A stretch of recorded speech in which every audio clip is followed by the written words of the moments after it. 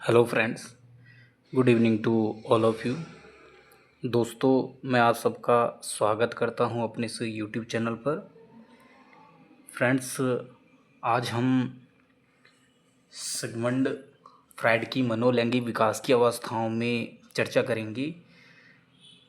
इससे ठीक पहले हमने सिगमंड फ्रायड से जुड़ी आपकी कुछ बातों पर पहले ही चर्चा की थी, जिस पर मैंने पहले ही 2 क्लास आपकी इस यूट्यूब चैनल पर अपलोड कर दी है। ठीक है। सबसे पहले जो हमने सिगमंड फ्रायड को लेकर क्लास अटेंड की, उसमें हमने चर्चा की थी कि सिगमंड फ्रायड का जन्म कब हुआ, किस स्थान पर हुआ। सिगमंड फ्रायड ने मूल प्रवृत्ति को मानव व्यवहार का मानक तत्व कहा, कितने प्रकार की मूल प्रवृत्तियाँ दी। फिर हमने बात की थी ऑडिपस ग्रंथि को लेकर, इलेक्ट्रा ग्रंथि को लेकर, नर्सिज्म, लिबिडो, कि इन सब का अर्थ क्या है और इन चीज़ों की या इन सब की विशेषताएं क्या है। फिर हमने बात की थी कि सिगमंड फ्रायड ने मन के जो प्रकार बताए किस आधार पर बताए और उनको कितने भागों में विभाजित किया और उन भागों की क्या विशेषताएं थी।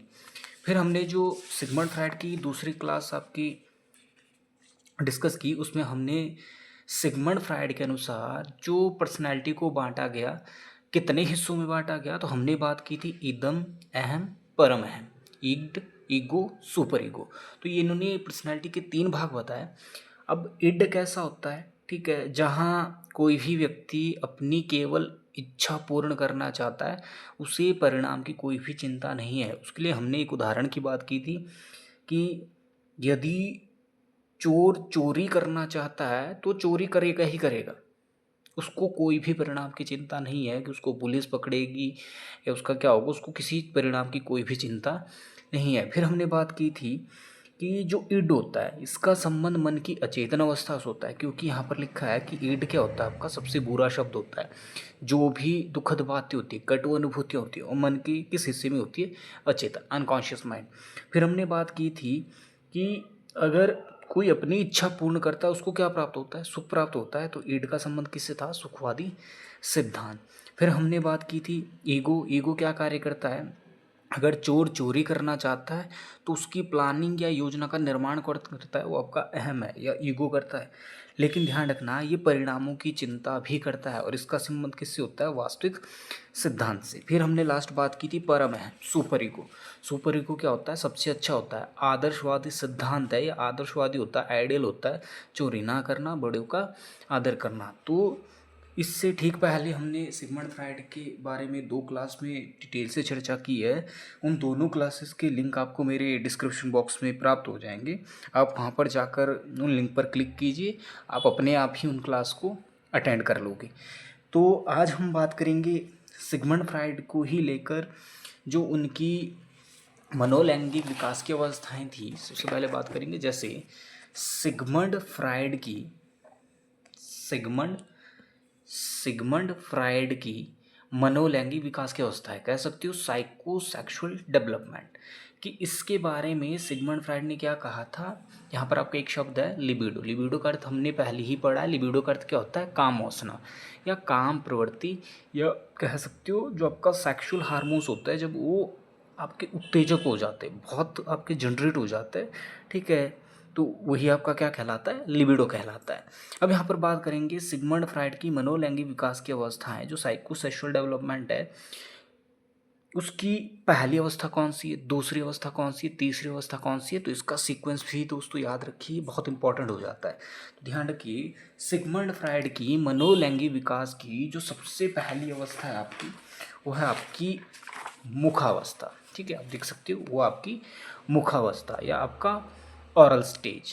ध्यान रखना, मुखावस्था है आपकी ऑरल स्टेज। और ध्यान रखना फ्रेंड्स, हर एक पुस्तक में जो ऑरल स्टेज का आपका टाइम पीरियड होगा, समय होगा, वो आपको हमेशा देखने को ही मिलता है कि ये अलग अलग पाया जाता है। लेकिन ध्यान रखना, मोस्टली आज तक जितना भी एग्ज़ाम में पूछा है, 0 से 1 वर्ष की क्या रहती, ऑरल स्टेज का समय रहता है। तो ये सबसे पहली अवस्था है सिगमंड फ्रायड की साइकोसेक्सुअल डेवलपमेंट की, ऑरल स्टेज, 0 से 1 वर्ष। अब इस ऑरल स्टेज को आपका 2 भागों में विभाजित किया जाता है। ध्यान रखना, कितने भागों में, 2 भागों में ऑरल स्टेज को बांटा जाता है आपका दो भागों में। ठीक है, सबसे पहले आपकी अवस्था है चूषण अवस्था। ठीक है, ध्यान रखना कौन सी है, चूषण अवस्था, जिसको कहा जाता है आपका सकिंग स्टेज। ठीक है, ये 0 से 6 मंथ, 0 से 1 वर्ष का मतलब है 12 मंथ। अब 12 मंथ को दो भागों में डिवाइड किया जाता है। 0 से 6 मंथ तक जो किसी भी बच्चे की अवस्था चलती है उसको कहा जाता है चूषण अवस्था। ठीक है, लेकिन ध्यान रखना इस अवस्था में बच्चा क्या हो जाता है आपका, निष्क्रिय हो जाता है। इस अवस्था में बच्चा क्या हो जाता है आपका, निष्क्रिय हो जाता है। बच्चे को जो भी चीज़ मिलती है वो क्या करता है, अपने मुंह में डाल लेता है और उसको चूसना शुरू करता है। ठीक है, और इस अवस्था में बच्चा क्या हो जाता है, निष्क्रिय हो जाता है। आप इसको केवल क्या कह सकते हो, ये डिफेंसिव वर्क होता है, आपका रक्षण कार्य कहलाता है। तो ये भी पूछ लिया जाता है कि ऑरल स्टेज में जो रक्षण कार्य का समय रहता है बच्चे में, वो कब से कब रहता है, 0 से 6 मंथ तक, 0 से 6 मंथ तक। फिर इसी की जो दूसरी स्टेज है, ओरल स्टेज की ही जो पहली अवस्था चूषण अवस्था, दूसरी जो इसकी अवस्था है वो है दशन अवस्था, जिसको आप बाइटिंग स्टेज कहते हो। ध्यान रखना इसको क्या कहा जाता है, आपका बाइटिंग स्टेज कहा जाता है। बाइटिंग का मतलब होता है किसी चीज़ को काटना। ठीक है, ये चलती है आपकी 7 से 12 मंथ। ठीक है, अब ध्यान रखना अगर मान लीजिए कोई बच्चा आपकी उंगली को काटता है, ठीक है, तो उससे आपको क्या प्राप्त होती है, पीड़ा ही पहुंचती है। तो इसको पीड़न कार्य भी कहा जाता है, ध्यान रखना। ठीक है, कि जो दशन अवस्था होती है 7 से 12 मंथ बाइटिंग स्टेज होती है, इसको क्या कहा जाता है, पीड़न कार्य। जैसे चूषण अवस्था क्या है, ये रक्षण कार्य डिफेंसिव वर्क है, और दशन क्या होता है, पीड़न कार्य अटैकिंग होता है, इसीलिए इसको आक्रामक भी कहा जाता है। तो ध्यान रखना ऑरल स्टेज की जो पहली अवस्था है सकिंग स्टेज है, उसमें बच्चा क्या होता है, निष्क्रिय होता है। लेकिन जो आपकी दूसरी स्टेज होती है बाइटिंग स्टेज होती है, उसमें बच्चा क्या हो जाता है, आक्रामक हो जाता है। ठीक है, तो ये क्वेश्चन आपके बार बार एग्जाम में पूछ लिए जाते हैं, बहुत ही मोस्ट इंपॉर्टेंट क्वेश्चंस बनते हैं यहाँ से आपके, कि सिगमंड फ्राइड की साइको सेक्सुअल डेवलपमेंट, यानी जो आपकी मनोलैंगिक विकास की अवस्था है उसकी जो पहली अवस्था है वो कौन सी है, मुखावस्था है, जिसको ऑरल स्टेज कहा जाता है। ये चलती है आपकी 0 से 1 वर्ष यानी 12 मंथ। 12 मंथ को आपका दो स्टेज में तोड़ा जाता है। एक आपकी सबसे पहले 0 से 6 मंथ तक चलती है, जिसको कहा जाता है चूषण अवस्था या सकिंग स्टेज। और इसमें बच्चा जो भी कार्य करता है वो क्या होता है, सारे रक्षण होते हैं, यानी रक्षण वर्किंग होता है आपका, डिफेंसिव वर्क होता है। और बच्चा क्या हो जाता है आपका, निष्क्रिय। ठीक है, तो ये कुछ ही पॉइंट्स को याद रखिए। ठीक है, जैसे बच्चा स्टेज में क्या हो जाता है आपका, निष्क्रिय हो जाता है। फिर यहाँ पे बात करेंगे दूसरी आपकी दर्शन अवस्था, जिसको बाइटिंग स्टेज कहा जाता है 7 से 12 मंथ। और इसमें अगर देखो, अगर कोई बच्चा आपको बाइट करता है, काटता है, तो उससे आपको क्या पहुंचती है, पीड़ा, इसीलिए इसको पीड़न कार्य कहा जाता है। और बच्चा इस स्टेज में बहुत आक्रामक हो जाता है आपका। ठीक है, तो इस बात का विशेष ध्यान रखिए, क्योंकि क्वेश्चन आपका जो एग्जाम में पूछा जाता है कि असंतुलन पैदा होने पर बच्चा कैसा हो जाता है, तो निष्क्रिय या आक्रामक। ठीक है, अगर बच्चा असंतुलित हो जाए, उसमें असंतुलन पैदा हो जाए, ठीक है, वो डिसबैलेंस हो जाए, तो बच्चे में या तो निष्क्रिय भावना जागृत होती है, वो क्या हो जाता है, आक्रामक हो जाता है, या तो किसी चीज़ को चूसना शुरू करेंगे, उसी को काटना शुरू करेगा। ठीक है, तो ये सिगमंड फ्राइड की साइको सेक्सुअल डेवलपमेंट की आपकी सबसे पहली अवस्था। अब बात करेंगे सिगमंड फ्राइड की जो आपकी मनोलैंगिक विकास की दूसरी अवस्था है, जिसको आपका कहा जाता है गुदावस्था या गुदी अवस्था। अंग्रेजी में इसको कहा जाता है आपका anal stage, ANALSTAGE, anal stage. और ये चलती है आपकी 1 से 3 वर्ष। ध्यान रखना 1 से 3 वर्ष, कई बुक्स में लिखा है 2 से 3 वर्ष, मोस्टली आपका 1 से 3 वर्ष ही पूछ लिया जाता है। तो ध्यान रखना गुदी अवस्था या एनल स्टेज का जो समय रहता है 1 से 3 वर्ष। अब यहाँ पर एक इम्पॉर्टेंट पॉइंट क्वेश्चन है, इस अवस्था में बच्चा क्या हो जाता है, या तो आक्रामक होगा या क्या हो जाता है आपका, धारणात्मक। आप कह सकते हो रिटेंटिव हो जाता है। धारणात्मक का मतलब क्या होता है, रिटेंटिव, कि इस अवस्था में बच्चा या तो आक्रामक होगा या धारणात्मक होता है, रिटेंटिव होता है।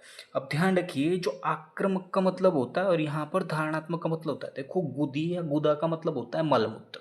ठीक है, गुदा या गुदिया का मतलब क्या होता है, मलमूत्र। ठीक है, आप लोगों ने भी ऑब्जर्व किया होगा 1 से 3 वर्ष का बच्चा, ठीक है, जब सुसु करता है या पेशाब करता है, ठीक है, ध्यान रखना वो जो ये मलमूत्र करता है, ठीक है, कभी कभी क्या होता है, वो अपने मलमूत्र को रोकता है और उसको रोकने के बाद आनंद की अनुभूति करता है। लेकिन कभी कभी क्या होता है, वह उस मलमूत्र को दूसरों पर करता है। ठीक है, किसी भी दूसरे पर, मान लीजिए माँ पर करे, पिता पर करे, भाई पर करे या चाचा पर करे, किसी और पर करता है, और उस पर जो मलमूत्र है उसको करके आनंद की अनुभूति प्राप्त करता है। तो ध्यान रखना अगर बच्चा मल मूत्र रोक कर आनंद ले तो उसे क्या कहा जाता है, आपका धारणात्मक कहा जाता है, यानी रिटेंटिव। ठीक है, अगर कभी क्वेश्चन पूछ लिया जाए सिगमंड फ्रायड की किस एक अवस्था में बच्चा मल मूत्र रोकर आनंद प्राप्त करता है, ठीक है, तो कौन सी अवस्था है, एनल स्टेज। कभी क्वेश्चन बनता है कि गुदी अवस्था में मल मूत्र रोककर बच्चा जब सुख की अनुभूति लेता है, आनंद प्राप्त करता है, तो उसे क्या कहा जाता है, उस समय बच्चा क्या हो जाता है, धारणात्मक, रिटेंटिव है। आक्रामक का मतलब होता है जब बच्चा मल मूत्र ना रोककर दूसरों पर मल मूत्र करके आनंद प्राप्त करता है। ठीक है, दूसरों पर मल मूत्र करके आनंद प्राप्त करता है तो उसी को क्या कहा जाता है, वो आक्रामक हो जाता है। ठीक है, तो ये सिगमंड फ्रायड की मनोलैंगिक विकास की दूसरी अवस्था। तीसरी अवस्था के बारे में चर्चा करेंगे। सिगमंड फ्रायड की जो तीसरी अवस्था है, ध्यान रखना, यह है आपकी लिंग अवस्था, जिसको फैलिक स्टेज भी कहा जाता है। ये चलती है आपकी 4 से 5 वर्ष, ध्यान रखना, फैलिक स्टेज। पहली थी आपकी ऑरल स्टेज, दूसरी आपकी एनल स्टेज, तीसरी आपकी फैलिक स्टेज। इसको अंग्रेजी में याद रखिए, बहुत ईजी हो जाता है। ठीक है, अब इस फैलिक स्टेज की दो अपनी विशेषताएं, इसके बारे में हमने पहले भी चर्चा की, फिर से देख लीजिए। इस फैलिक स्टेज में दो ग्रंथियों के बारे में आपको क्वेश्चन पूछा जाता है। यह रहता है आपका जो ऑडिपस ग्रंथि का संबंध है किस स्टेज से, आपकी फैलिक स्टेज।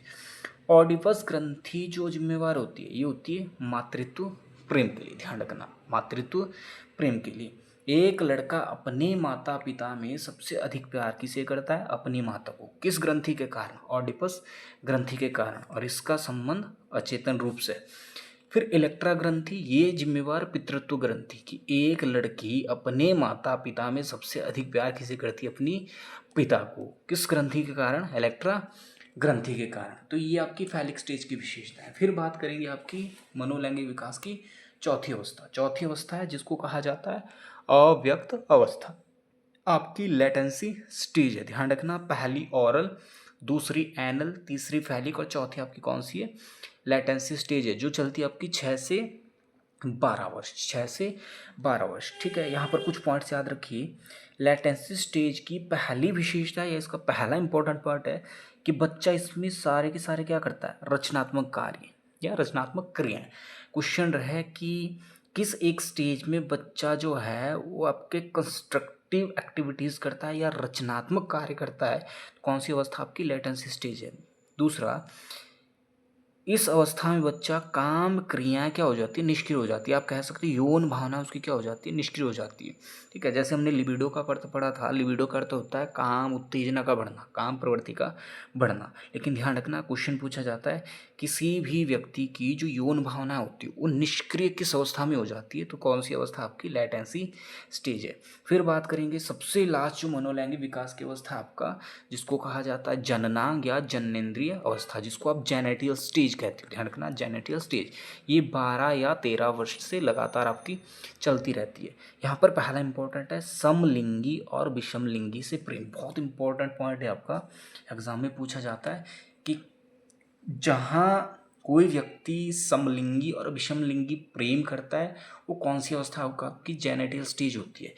और कोई व्यक्ति जो अपने आप को प्यार करे उसके लिए एक टर्म यूज होती थी नर्सिज्म, तो ये भी आपकी जेनेटिक स्टेज का ही भाग है। यहाँ पर एक चीज़ नोट कीजिए, यहाँ पर लिखा है कि पहली 3 अवस्थाओं को, पहली 3 कौन सी अवस्था थी आपकी, ऑरल, एनल और फैलिक की, पहली 3 अवस्थाओं को जो है आपका पूर्व जनेंद्रिय अवस्था या प्री जेनेटिव स्टेज भी कहा जाता है। ध्यान रखना, जो पहली 3 स्टेज है मनोलैंगिक विकास की, उनको आपका पूर्व जनेंद्रिय या प्री जेनेटिव स्टेज भी कहा जाता है। तो ये थी फ्रेंड्स आपकी सिगमंड फ्रायड की मनोलैंगिक विकास की अवस्थाएं। ठीक है, थोड़ा सा इसको फिर से ओवरव्यू करते हैं। सबसे पहली अवस्था थी आपकी मुखावस्था या ऑरल स्टेज, जो 0 से 1 वर्ष आपकी रहती है।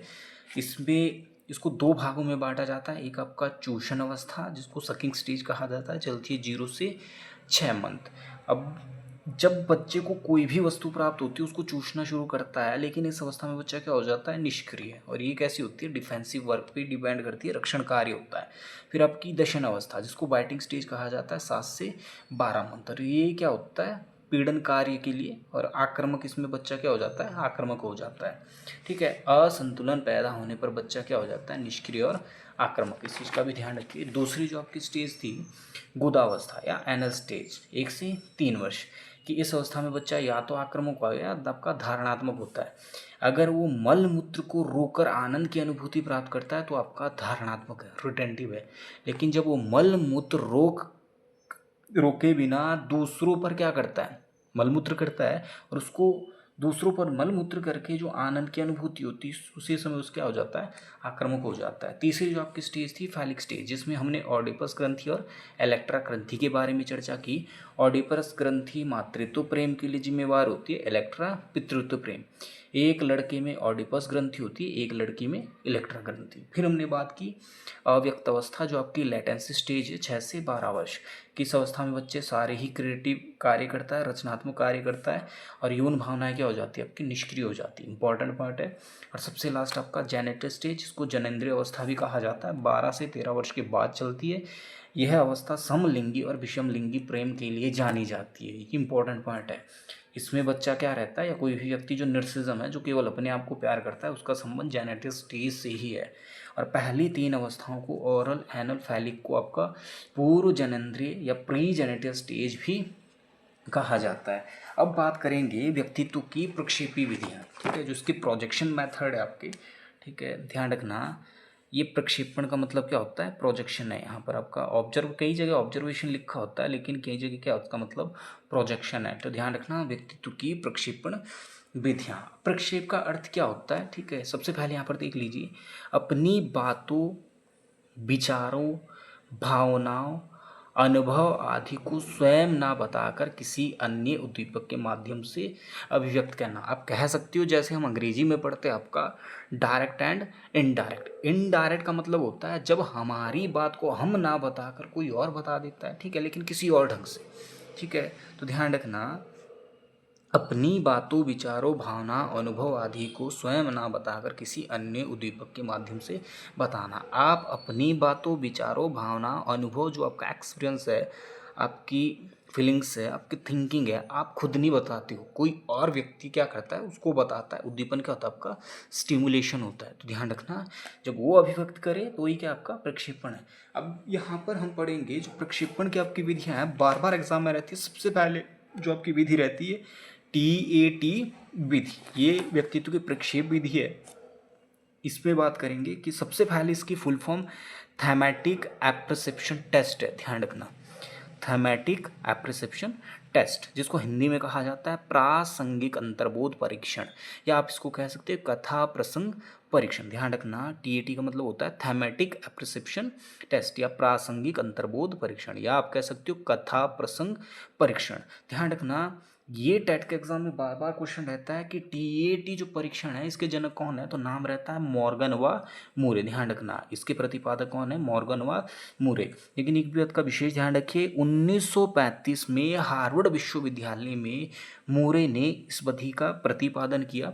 तो प्रतिपादक कौन थे, मूरे। लेकिन 1938 में, यानी ठीक 3 साल बाद 1938 में, मॉर्गन के साथ इन्होंने क्या किया था, इस विधि का संशोधन किया। ध्यान रखना कि 1935 में मूरे ने इसका प्रतिपादन किया, लेकिन 1938 में मॉर्गन के साथ इन्होंने क्या कर दिया, इसका संशोधन। इसीलिए इन दोनों को ही इसके प्रतिपादक के रूप में जाना जाता है, ठीक है। अब यहाँ पर बात रहती है कि जो TAT परीक्षण है उसमें कुल कार्डों की संख्या कितनी है, तो ध्यान रखना, कुल कार्डों की संख्या थी आपकी 31। कितनी थी, 31। ये पहला क्वेश्चन कि TAT परीक्षण में टोटल कितने कार्ड या कुल कितने कार्ड, तो आपके 31। अब इन 31 में से 10 ऐसे कार्ड थे जिस पर केवल पुरुषों के चित्र है। ध्यान रखना, 31 में से कितने ऐसे कार्ड थे जिस पर केवल पुरुषों के चित्र, तो ध्यान रखना 10। और 10 ऐसे कार्ड जिस पर केवल महिलाओं के चित्र थे। ध्यान रखना, कितने ऐसे कार्ड, 10 जिस पर केवल महिलाओं के चित्र थे। 10 ऐसे कार्ड थे आपके जहां पर पुरुष और महिला दोनों के ही चित्र थे। बोथ का मतलब क्या है, मेल एंड फीमेल। ध्यान रखना, 10 ऐसे कार्ड जिस पर पुरुष और महिला दोनों के ही चित्र थे। एक आपका अन्य कार्ड था। ध्यान रखना, अदर कार्ड की संख्या केवल एक है। क्वेश्चन रह सकता है टोटल कार्ड 31, अदर कार्ड 1, जहां पर दोनों के चित्र थे, मेल एंड फीमेल बोथ, तो 10 केवल फीमेल, 10 मेल, आपका 10। और ध्यान रखना, यह विधि 14 वर्ष से अधिक आयु के बच्चों के लिए प्रयोग की जाती है। जिनकी एज 14 वर्ष से अधिक होगी उन्हीं के लिए विधि प्रयोग की जाती है। इसमें व्यक्तियों की रुचियों, इच्छाओं व आवश्यकताओं की क्या होती है, जानकारी होती है। तो ध्यान रखना, इसमें व्यक्तियों की रुचियों, इच्छाओं व आवश्यकताओं की जानकारी होती है। फ्रेंड्स, ये सब कुछ मैं आपको अलग से एक ब्लैंक पेपर कर लिख कर भी बता सकता था, लेकिन आधे बच्चे ऐसे हैं जिनको वहाँ से थोड़ा लिखने में प्रॉब्लम होती है, जैसे कोई नोट्स भी बना रहा हो या किसी को समझ नहीं आ रहा हो, इसीलिए मैंने ये सारी चीज़ें पहले ही लिख कर रख दी है। ठीक है, मैं इसी तरीके से लिख कर रख दिया करूँगा और आपको क्या करूँगा, डिलीवर कर दूँगा, जिससे आपको समझने में भी आसानी होगी और लिखने में भी आसानी हो जाएगी, अगर आप नोट्स भी बनाना चाहते हो। ठीक है, फिर आपकी दूसरी विधि है प्रक्षेप विधि, CAT। CAT की फुल फॉर्म क्या है, चिल्ड्रन एप्रिसिएशन टेस्ट है। ध्यान रखना, CAT की मतलब क्या होता है, CAT की फुल फॉर्म क्या है, चिल्ड्रन एप्रिसिएशन टेस्ट है। बाल सम प्रत्यक्ष परीक्षण, बाल सम प्रत्यक्ष परीक्षण, जिसके प्रतिपादक थे लियोपोल्ड ब्लॉक। ध्यान रखना, CAT परीक्षण के जनक कौन है, लियोपोल्ड ब्लॉक। ठीक है, लेकिन इसके विकास में जो योगदान दिया डॉक्टर अर्नेस्ट क्रिच ने। ध्यान रखना, इसके विकास में जो योगदान दिया डॉक्टर अर्नेस्ट क्रिच ने। और इसमें जो कार्डों की संख्या होती है वो 10 होती है, और इन सभी 10 कार्डों पर जानवरों के चित्र अंकित होते हैं। ध्यान रखना, जो आपका CAT परीक्षण है इसमें कुल कितने कार्ड, 10, और सभी 10 कार्डों पर किसके चित्र है, जानवरों के चित्र है। और यह विधि 3 से 11 वर्ष के बालकों के लिए क्या होती है, उपयोगी मानी जाती है। ध्यान रखना, 3 से 11 वर्ष के बालकों के लिए क्या होती है, उपयोगी होती है। अब तीसरा जो आपका प्रक्षेपण विधि है वो है आपका IBT, इंक ब्लॉट टेस्ट, जिसको रोशा स्याही धब्बा परीक्षण भी कहा जाता है। ये भी एग्जाम में बार बार पुट होता है। ध्यान रखना, IBT ink blot test, Rorschach स्याही धब्बा परीक्षण। इसके प्रतिपादक थे हरमन रोशा। पहला नाम भी याद रखना है, कई बार ऑप्शन में हो सकता है आपके पास लिखा हो हरमन डोशा, टर्मन डोशा, तो इस तरीके से आपके ऑप्शन होंगे, तो ध्यान रखना इनका नाम क्या था, हरमन रोशा। अब यहाँ पर जो कार्डों की संख्या है, ध्यान रखना, टोटल कार्डों की संख्या IBT में कितनी होती है आपकी, 10 होती है। IBT में कुल कार्डों की संख्या कितनी होगी, 10 होगी, जिसमें से 4 ऐसे कार्ड हैं जो काले कलर के, या जिस पर काले कलर के धब्बे होते हैं। ध्यान रखना, 10 में से कितने ऐसे कार्ड है जिस पर केवल काले रंग के धब्बे हैं, 4। उसमें से एक ऐसा कार्ड है, ध्यान रखना कितने से, एक ऐसा कार्ड है जिस पर सफ़ेद रंग का धब्बा है, यानी केवल वाइट कलर है। 2 ऐसे कार्ड है जिस पर काले और लाल रंग के क्या आपके धब्बे है। ध्यान रखना, 2 ऐसे कार्ड है जिस पर काले और लाल रंग के धब्बे है, जबकि 3 ऐसे कार्ड है जो कलरफुल है, जिस पर मल्टीपल कलर है। ठीक है, यानी विभिन्न प्रकार के रंग। तो ध्यान रखना, ये इंपॉर्टेंट हो जाता है कि इसको अगर 5-5 श्रेणी में बांटा जाए, कभी पूछ लिया जाए कितने ऐसे कार्ड जहाँ पर काले और सफ़ेद रंग के धब्बे हैं, तो आपके कितने हो जाएंगे, 5। 4 पर काले, 1 पर सफ़ेद। ऐसे कितने कार्ड है जहाँ पर लाल और काले कलर के रंग है, तो आपके 2 हो जाते हैं, और मल्टीपल कलर की आपका 3 हो जाता है। तो यहाँ से भी आपका क्वेश्चन बनता है। फिर बात करेंगे आपका चौथी विधि, ठीक है, जिसको कहा जाता है SCT, सेंटेंस कंप्लीट टेस्ट, वाक्य संपूर्ण परीक्षण। इसके प्रतिपादक थे पाइन एंड टेंडलर। ध्यान रखना, SCT जो आपका सेंटेंस कंप्लीट टेस्ट है, इसके जो प्रतिपादक थे पाइन एंड टेंडलर। विकास में योगदान दिया रॉटर्स ने। ध्यान रखना, विकास में योगदान दिया रॉटर्स ने। फॉर एग्जाम्पल जैसे लिखा, मैं बहुत खुश होता हूँ जब मेरे माता पिता मुझे डैश डैश देते हैं। ठीक है, अब देखो, अगर 10 बच्चों को यही लाइन दी जाए और ये एक खाली स्थान भरना पड़े, यही क्या होता है, सेंटेंस कंप्लीट टेस्ट होता है।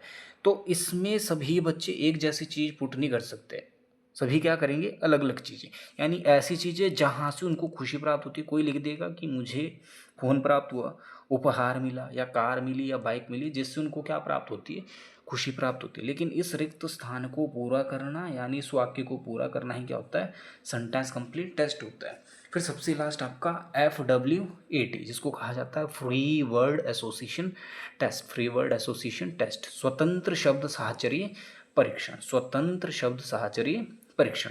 प्रतिपादक थे फ्रांसिस गॉल्टन। फ्रांसिस गॉल्टन अगर हम फिर से इंटेलिजेंस में भी पढ़ेंगे, क्वेश्चन रहता है, मैंने यहाँ पे भी लिख दिया ताकि आपको समझने में आसानी हो।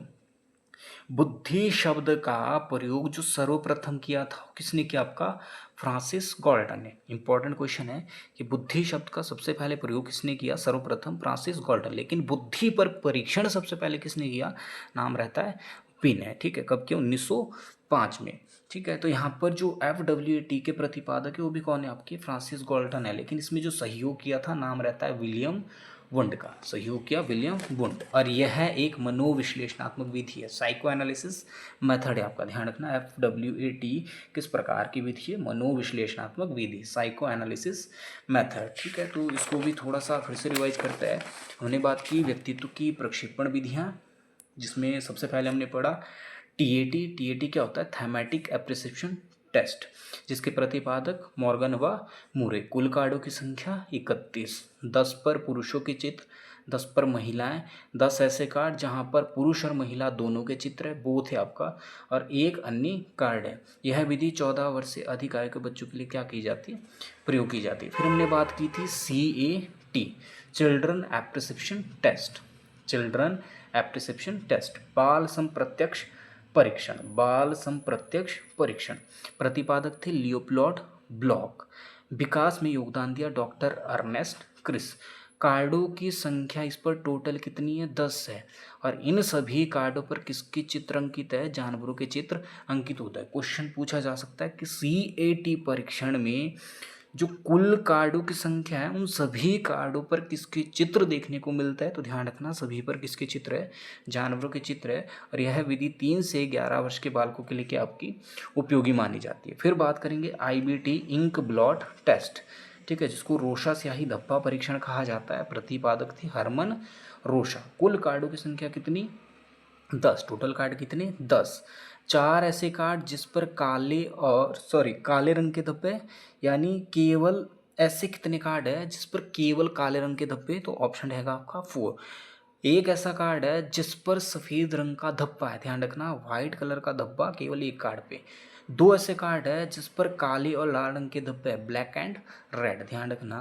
2 ऐसे आपके क्या है, कार्ड है जहाँ पर ब्लैक और रेड है। ठीक है, 3 आपके ऐसे कार्ड है जो क्या है, कलरफुल है, यानी जिस पर मल्टीपल कलर है आपकी। फिर यहाँ पर हमने बात की थी इसकी चौथी विधि, जिसको कहा जाता है आपका SCT, सेंटेंस कंप्लीट टेस्ट, आप कह सकते हो वाक्य संपूर्ण परीक्षण। प्रतिपादक थे पाइन एंड टेंडलर। प्रतिपादक कौन है, पाइन एंड टेंडलर। विकास में योगदान दिया रॉटर्स ने।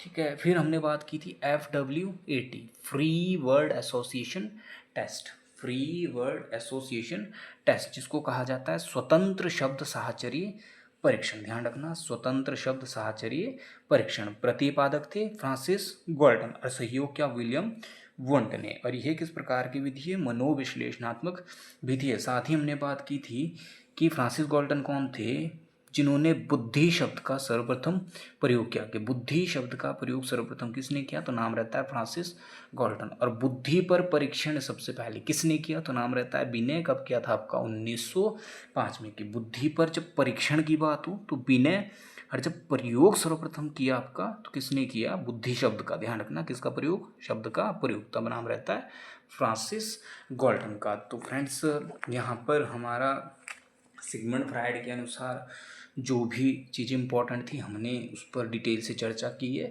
ये सिगमंड फ्रायड पर हमारी आज तीसरी कक्षा थी, 2 कक्षाएं हम इससे पहले डिस्कस कर चुके हैं। साथ ही हमने व्यक्तित्व की प्रक्षेप विधियाँ भी इसमें पढ़ी। व्यक्तित्व की आपकी अप्रक्षेपी विधियाँ भी होती है, ठीक है, लेकिन उसको हम पहले ही डिस्कस कर चुके हैं। हमने शिक्षा मनोविज्ञान की कक्षा में जब हमने एजुकेशन साइकोलॉजी को पढ़ा था, हमने उसमें शिक्षा मनोविज्ञान की विधियाँ पढ़ी थी, जैसे आपका आत्मनिरीक्षण विधि, इंट्रोवर्ट, ठीक है, इंट्रोवर्ट, और आपका फिर आपका एक्सट्रोवर्ट, बहिर्दर्शन विधि, ठीक है। और फिर हमने बात की थी आपकी प्रश्नावली विधि, हमने बात की थी आपकी जीवन इतिहास विधि। तो वो सारी विधियाँ कैसी आपकी अप्रक्षेपी विधियाँ हैं, उसको हमने डिटेल में एजुकेशन साइकोलॉजी में चर्चा की है। आप वहाँ पर जाकर व्यक्तित्व की अप्रक्षेपी विधियाँ पढ़ सकते हो। उन विधियों को पढ़ने से आपकी शिक्षा मनोविज्ञान की विधियाँ भी हो जाएगी और व्यक्तित्व की अप्रक्षेपी विधियाँ भी क्लियर हो जाएगी।